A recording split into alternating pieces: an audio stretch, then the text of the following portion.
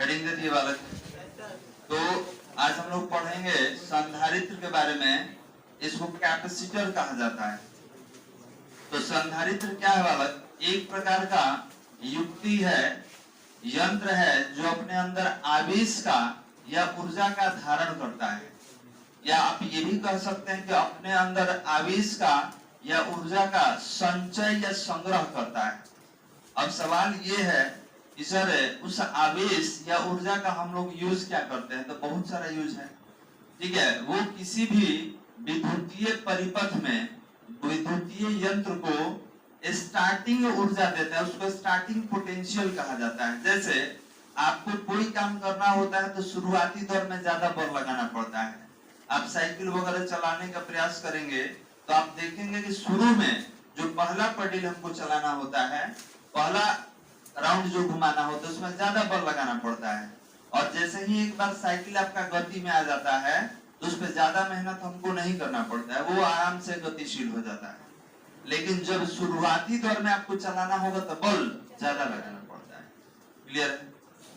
तो यहाँ पर सवाल ये है कि सर किसी पिंड को अगर शुरुआती दौर में स्टार्टिंग पोटेंशियल का जरूरत होता है, मतलब चलने के लिए अधिक मात्रा में ऊर्जा की जरूरत होता है, तो उसी तरीके से जितना भी इलेक्ट्रॉनिक कंपोनेंट है, विद्युतीय यंत्र है, उसको भी स्टार्टिंग पोटेंशियल चाहिए। जैसे ये जो बोर्ड है जिसपे हम लोग लिख रहे हैं, इसका हम मान लेते हैं कि पावर है 250 वाट। 250 वाट मतलब 250 वाट इसको मिलेगा तभी काम करेगा। लेकिन बोल देंगे कि इसको चालू होने के लिए 500 वाट चाहिए, मतलब जब ये स्टार्ट होता है तो इसको ज्यादा एनर्जी चाहिए, तो उस समय इसका पावर जो होता है 500 वाट का हो जाता है। मतलब 500 के बराबर ऊर्जा खर्च करेंगे तब जाके चालू होता है, और जब चलना शुरू कर देगा तब कितना पर काम करेगा? 250। एक और होता है डिवाइस में स्टैंड बाई मोड, कंप्यूटर वगैरह में भी होता है कि स्टैंड बाई में डाल दिए, मोबाइल में भी होता है। उसमें क्या होता है कि एनर्जी कंज्यूम कम होता है, ठीक है, आप सुने होंगे। तो स्टैंड बाई मोड का मतलब होता है कि ये फंक्शन का मतलब ये चालू रहेगा लेकिन इसमें का कोई एप्लीकेशन काम नहीं करेगा, ठीक है। ये स्टार्ट नहीं करना है, वो स्टार्टे रहेगा। कैसे मोटरसाइकिल में दे दिया है, ठीक है, सेल्फ वाला दिया है, आप 2 मिनट छोड़ दीजिए तो बंद हो जाता है, और जिसे क्लच पकड़िएगा तो चालू हो जाता है। तो आप उसको स्टार्ट नहीं करना है, क्योंकि स्टार्ट होने के लिए ज्यादा एनर्जी कंज्यूम कर लेता है, ज्यादा एनर्जी खर्च कर लेता है। तो वो अपने आप को चालू रखता है कुछ देर के लिए, लेकिन उस दौरान एनर्जी कंज्यूम कम करेगा। तो उसी तरीके से किसी भी कंपोनेंट को चालू करने के लिए अधिक मात्रा में ऊर्जा की आवश्यकता होती है। जैसे आपके सामने ये फैन है, फैन में देखिएगा कि ये डिवाइस लगा हुआ है, इसी का नाम संधारित्र है, ठीक है। इसी को कैपेसिटर कहा जाता है और आप कंडेंसर कहते हैं, ठीक है, बोलचाल की भाषा में कंडेंसर कहा जाता है। आपने ये भी देखा होगा कि अगर फैन का स्पीड कम हो जाता है तो बहुत आदमी कहते हैं कंडेंसर चेंज कर दीजिए, ठीक है, स्पीड बढ़ जाएगा। तो सवाल ये है कि ये करता क्या है? तो आपके फैन को एक एनर्जी सप्लाई करता है, और ये एनर्जी जो देगा ये स्टार्टिंग पोटेंशियल के लिए होता है। मतलब अगर पंखा चल रहा है और उसमें इसको नहीं जोड़ा जाए तो इलेक्ट्रिक करंट जब जाएगा उसके अंदर, तो आपको मालूम है इलेक्ट्रिक करंट फ्लक्चुएट करता है, ठीक है। अल्टरनेटिंग करंट जो होता है काफी तेजी से बढ़ता है, घटता है। तो इस स्थिति में आपका कॉइल जो है जलने का संभावना होता है, और उतना एनर्जी नहीं मिल पाता है पंखे को कि शुरुआती दौर में वो चल सके। तो इस स्थिति में कॉइल जल सकता है। लेकिन अगर हम लोग कंडेंसर यूज करें, कैपेसिटर यूज करें, तो ये फैन को चलने के लिए शुरुआती दौर में टोटल ऊर्जा सप्लाई करता है बालक। अब कैसे ऊर्जा देगा? तो एक ही बार में टोटल ऊर्जा देता है, मतलब ये जो एनर्जी देगा एक ही बार में टोटल एनर्जी दे देता है। जैसे आपसे कहा गया कि पानी लाके दीजिए, तो आप गए एक बाल्टी पानी लाके एक बाल्टी पलट दिए।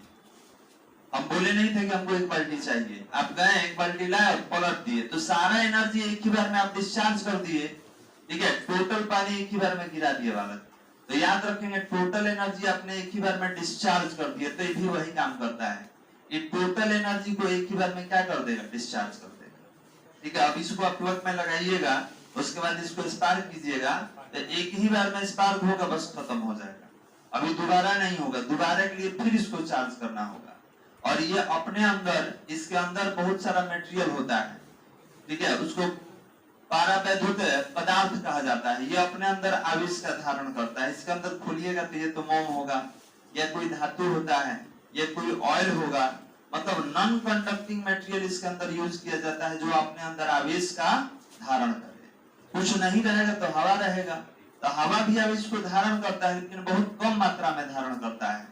और अगर इसको हवा हटा के कोई दूसरा पदार्थ डाल दीजिएगा, तो याद रखेंगे संधारित्र में अगर कोई पदार्थ आप डालते हैं जिसको पारावैद्युत कहा जाता है, तो इससे इसका धारण करने का क्षमता बढ़ जाता है। आपके टेस्ट में क्वेश्चन था इससे रिलेटेड कि अगर संधारित्र में कोई पदार्थ डाला जाता है, कोई पारावैद्युत यूज किया जाता है, तो इसका धारिता बढ़ेगा घटेगा, अपरिवर्तित रहेगा, इनमें से कोई नहीं। तो याद रखेंगे किसी भी संधारित्र में अगर कोई पारावैद्युत आप यूज करते हैं, इसके अंदर कोई पदार्थ आप डालते हैं, तो इसका धारण करने का क्षमता क्या है, बढ़ जाएगा, घटेगा नहीं। कोई दिक्कत वाला? अब ये अलग अलग टाइप का होता है। ये अभी हमारे हाथ में बेलनाकार संधारित्र है, ये समांतर प्लेट संधारित्र भी होता है, गोलीय संधारित्र भी होता है, अलग अलग टाइप का होता है। और ये सर्किट में अलग अलग जगह यूज होता है, ठीक है। मतलब आप अगर कोई किट लीजिएगा, कोई टीवी खराब होगा, रेडियो, तो उसका किट निकालिएगा, ग्रीन कलर का होता है, पीवीसी कहा जाता है, उसमें देखिएगा कि बहुत सारा लगा होगा, छोटा बड़ा करके बहुत सारा लगा रहता है, ठीक है। तो अब सबका काम है, ये अनयूजेस नहीं है, वो सब कंपोनेंट को क्या करता है, एनर्जी सप्लाई करता है। चलिए इसको परिभाषित कर लेते हैं, उसके बाद एक एक करके लिखेंगे। लिखा जाए, हेडिंग हो गया ना हम लोग का, संधारित्र। लिखा जाए, संधारित्र एक विद्युतीय यंत्र है। लिखेंगे, संधारित्र एक विद्युतीय यंत्र है, एक विद्युतीय यंत्र है जो अपने अंदर, एक विद्युतीय यंत्र है जो अपने अंदर आवेश, जो अपने अंदर आवेश या ऊर्जा का, जो अपने अंदर आवेश या ऊर्जा का धारण करता है, आवेश या ऊर्जा को कर लेंगे, आवेश या ऊर्जा को धारण करता है, आवेश या ऊर्जा को धारण करता है। संधारित्र का निर्माण, इसी में लिखना है, संधारित्र का निर्माण, संधारित्र का निर्माण दो चालक वस्तुओं को, संधारित्र का निर्माण दो चालक वस्तुओं को, दो चालक वस्तुओं को कुचालक माध्यम से, दो चालक वस्तुओं को कुचालक माध्यम से, कुचालक माध्यम से इस प्रकार, कुचालक माध्यम से इस प्रकार अलग किया जाता है कि, कुचालक माध्यम से इस प्रकार अलग किया जाता है कि, इस प्रकार अलग किया जाता है कि इनके मध्य, इनके मध्य के छोटे स्थान में, इनके मध्य के छोटे स्थान में, इनके मध्य के छोटे स्थान में विद्युत आवेश की, इनके मध्य के छोटे स्थान में विद्युत आवेश की, विद्युत आवेश की उच्च मात्रा, विद्युत आवेश की उच्च मात्रा,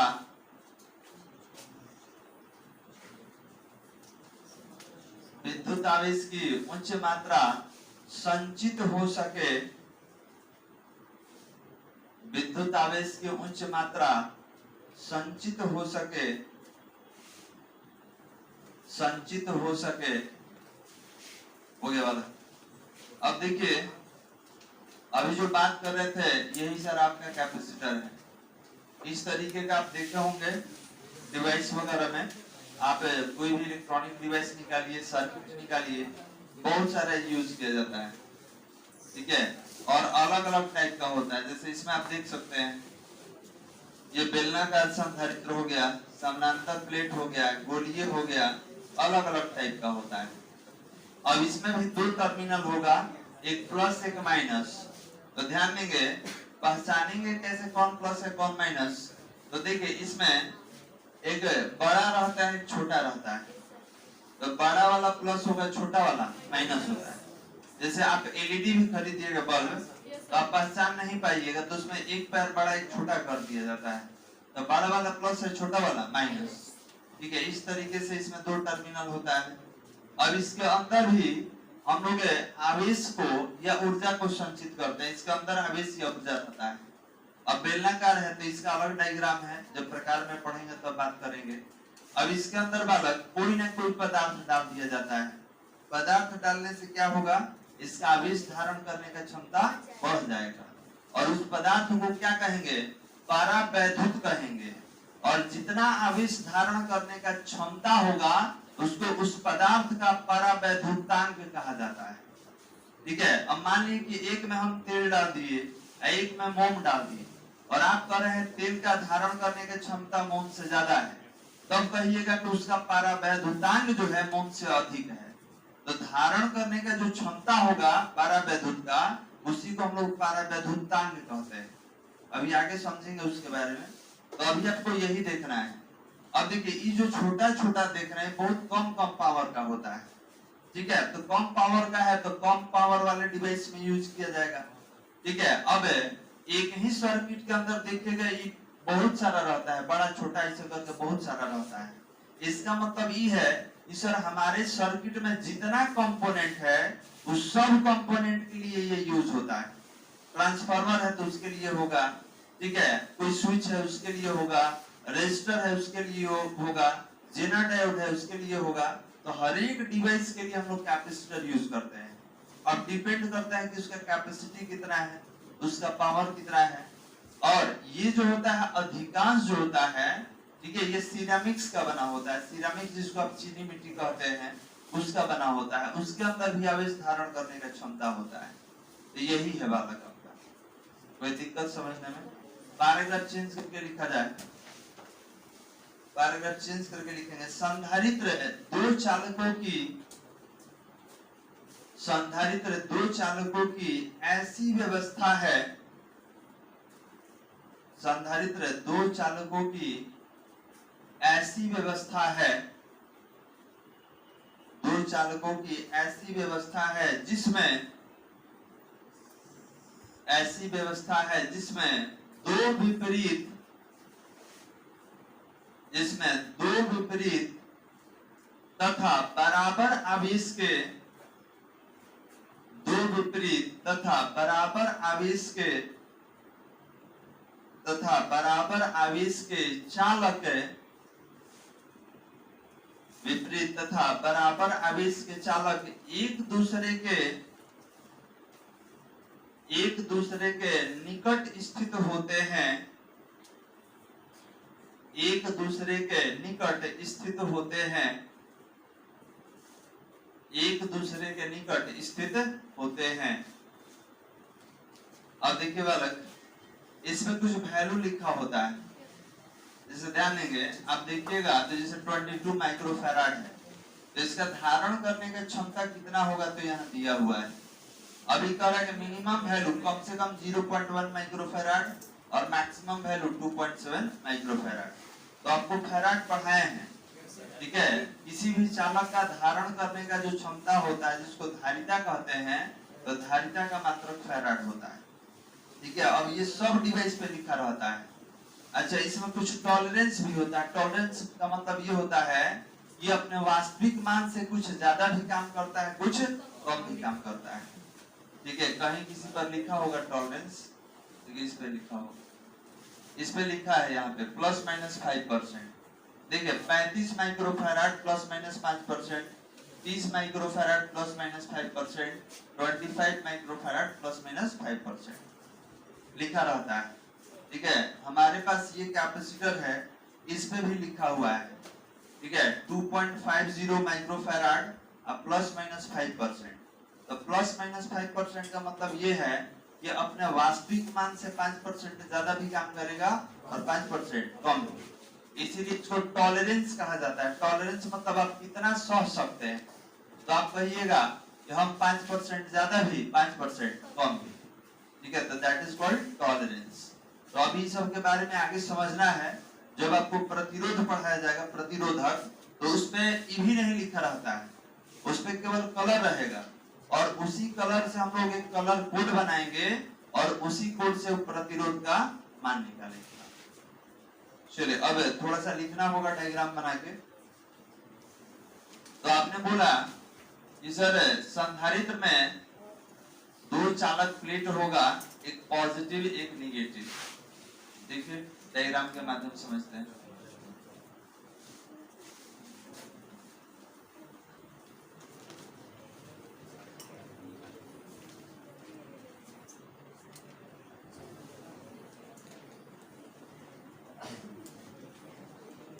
ध्यान देने वाला, हम दो चालक प्लेट ले लिए और एक पर प्लस क्यू आवेश, एक पर माइनस क्यू आवेश। इनके बीच आप कोई पारा वैद्युत रख सकते हैं, नहीं रखिएगा तो हवा रहेगा। अब ध्यान देंगे, यहाँ पर इन दोनों प्लेट के लिए हम यहाँ लिखने वाले हैं विभवांतर। विभवांतर, विभवांतर मतलब विभव का अंतर। तो ये बताइए कि इसका विभव हम V1 ले लें और इसका विभव V2। तो ये उच्च विभव है, ये निम्न विभव है। तो विभवांतर अगर निकालना हो तो कितना लिखेंगे, V1 माइनस V2। क्लियर है बालक? तो याद रखिएगा कि विभवांतर जो होगा ये उच्च और निम्न का अंतर होगा। डायग्राम बना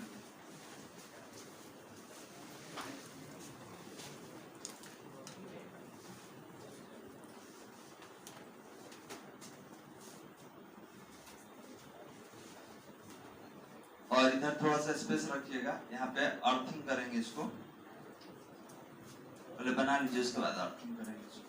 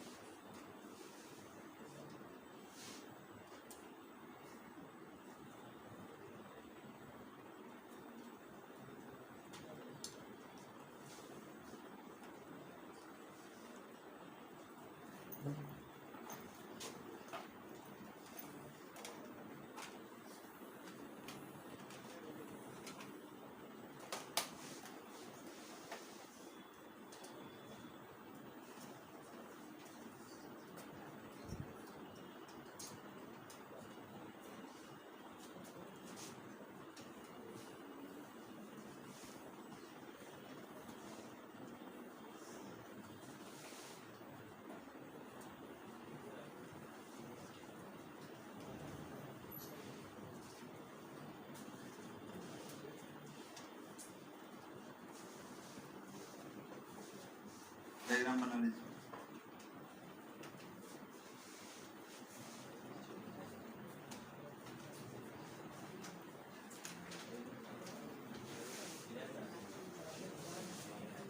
अच्छा जी,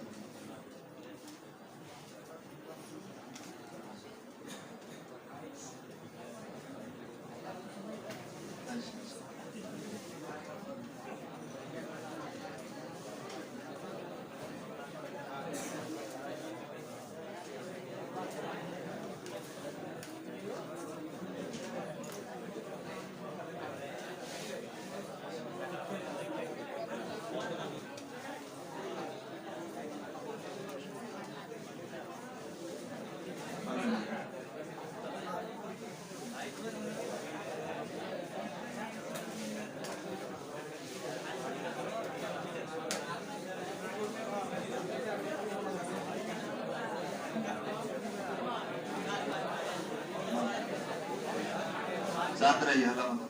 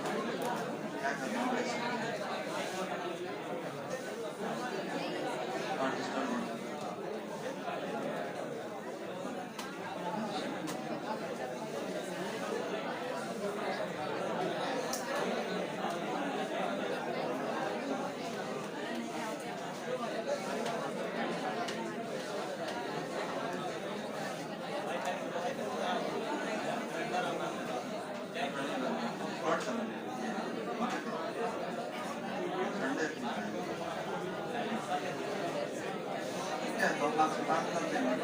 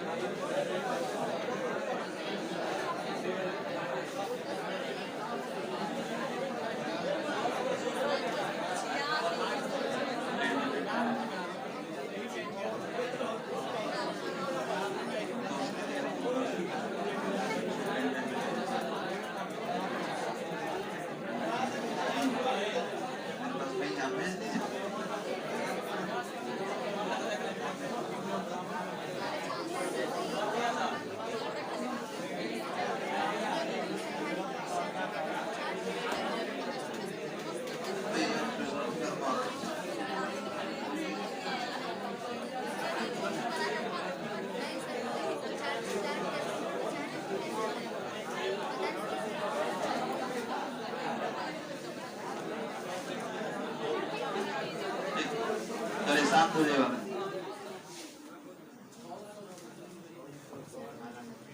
थोड़ा सा अंदर चले जाते हैं तो उसको बोले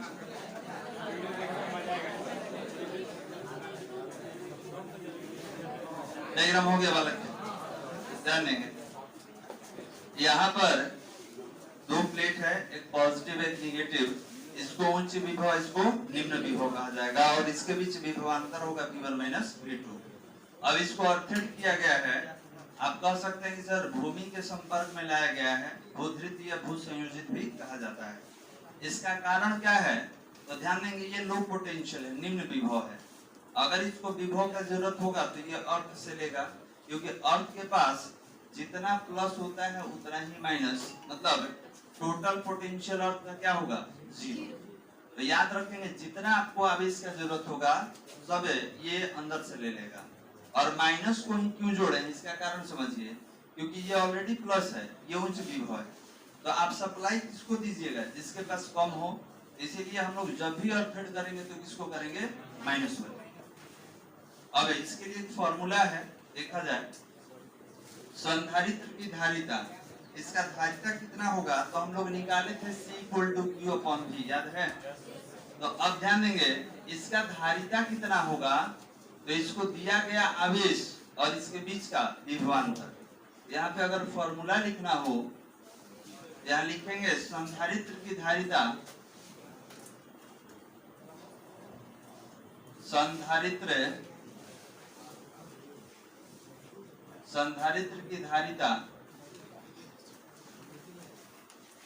संधारित्र की धारिता C=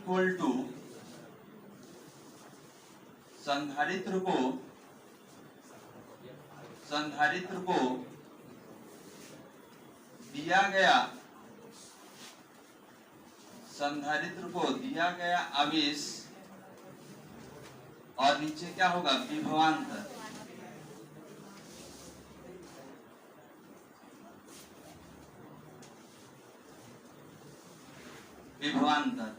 जिसको भी लिख सकते हैं और इसको क्या लिखेंगे? Q। ये कितना हो गया? C=Q/V। ठीक है, तो इसको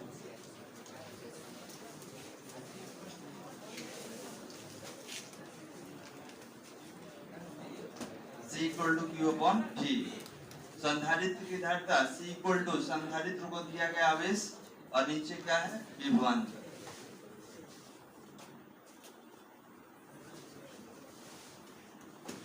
विभवांतर।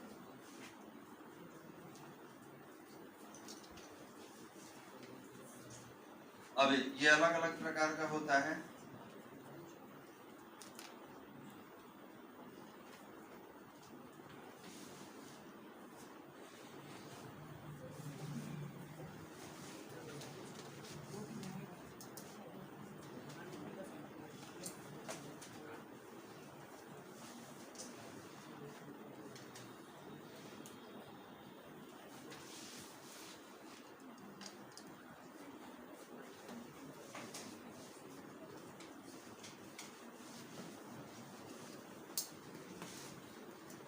हो गया बालक?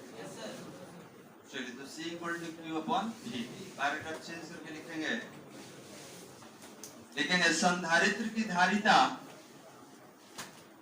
डायग्राम के नीचे लिखा जाए संधारित्र की धारिता, संधारित्र की धारिता, संधारित्र की धारिता, संधारित्र को दिए गए, संधारित्र की धारिता, संधारित्र को दिए गए,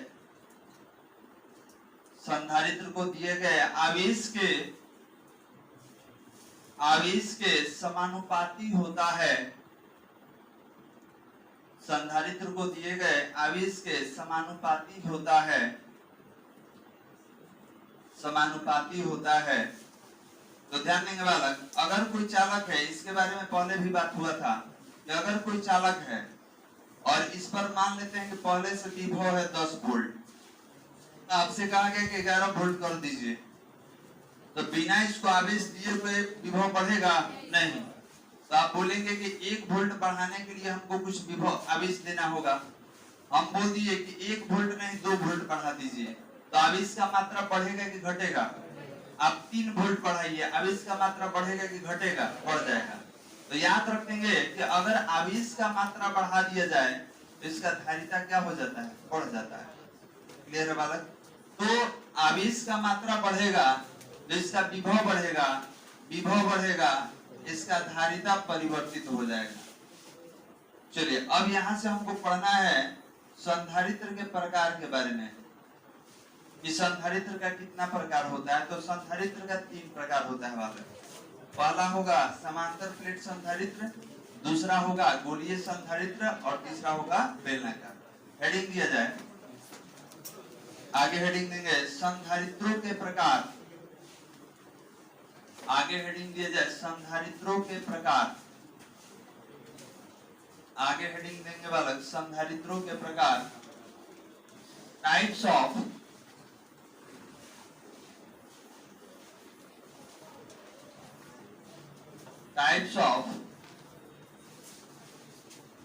कैपेसिटर, संधारित्रों के प्रकार, टाइप्स ऑफ कैपेसिटर,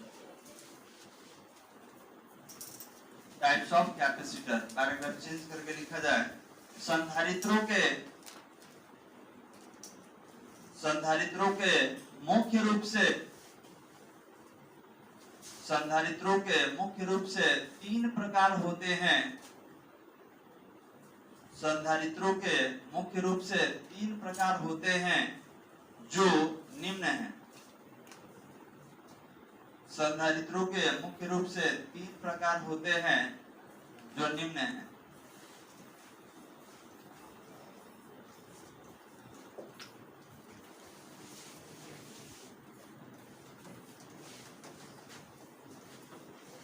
तो ध्यान देंगे, पहला है समांतर प्लेट संधारित्र, इसको कहा जाता है पैरेलल प्लेट कैपेसिटर। दूसरा है गोलीय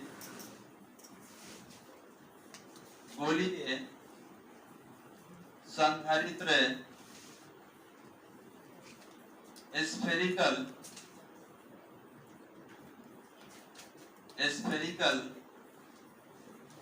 कैपेसिटर। और तीसरा है बेलनाकार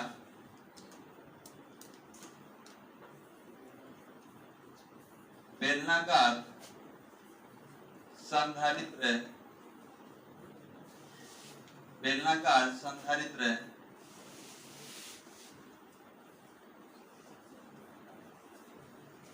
बेलनाकार संधारित्र, सिलिंड्रिकल कैपेसिटर, यही तीन हम लोग को पढ़ना है इसमें। तो समांतर प्लेट संधारित्र है, गोलीय संधारित्र और बेलनाकार संधारित्र। अभी आप डायग्राम में देखे भी थे कि अलग अलग टाइप का होता है। अब मान लिए कि इस डिवाइस में अगर कैपेसिटर होगा तो कैसा होगा, तो समानांतर प्लेट संधारित्र, क्योंकि गोलीय के लिए उतना जगह नहीं रहता है, बेलनाकार के लिए उतना इसमें स्पेस नहीं होता है, इसमें जब लगेगा तो समानांतर प्लेट वाला लगेगा। ठीक है, जैसे आप चिप देखे हैं, मोबाइल में जो चिप यूज करते हैं, कुछ उसी तरीके का रहेगा। तो अलग अलग टाइप का रहता है, डिपेंड करता है कि किस सर्किट में यूज करना है। हो गया बालक। अब इसमें फर्स्ट और सेकंड आपको बता दिया गया है, पहला और दूसरा ऑलरेडी पढ़ा चुके हैं। आपके ग्रुप में 2 वीडियो गया होगा, 53, 54, दोनों इसी से रिलेटेड है। एक में बताया गया समानांतर प्लेट संधारित्र के बारे में और दूसरा है गोलीय। अब इसमें भी 2 केस बताए हैं बालक।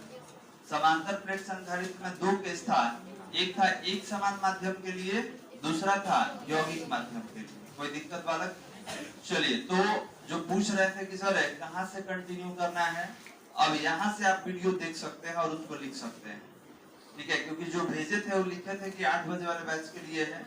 अब यहां से आप लिख सकते हैं क्योंकि आपको पैरेलल कर दिया गया है। चलिए, तो 2 तो ऑलरेडी हो गया है, ये तीसरा यहाँ पर हमको पढ़ना होगा। ठीक है, ये थर्ड वाला क्लास में ही पढ़ना होगा। 2 का वीडियो ऑलरेडी हम भेज चुके हैं। तो हेडिंग दिया जाए, हेडिंग देंगे बेलनाकार संधारित्र, हेडिंग देंगे बेलनाकार संधारित्र। हो गया बालक। अब कितना आदमी का ये दोनों छूटा हुआ है बताइए तो, कितना आदमी नहीं लिखे हैं फर्स्ट और सेकंड वाला? आधा लिखे नहीं किया। चलिए, तो ध्यान देंगे, हम यहाँ पे आज रोक देंगे, नहीं आगे बढ़ाएंगे। रीजन क्या है कि कितना स्पेस आपको छोड़ना है मालूम नहीं, तो आज आप जाके लिख लीजिएगा। कल हम स्टार्ट करेंगे कौन सा? बेलनाकार संधारित्र। रोक दीजिएगा, लिख लीजिएगा घर पे, और इसके बाद अगले क्लास में हम लोग कंटिन्यू करेंगे।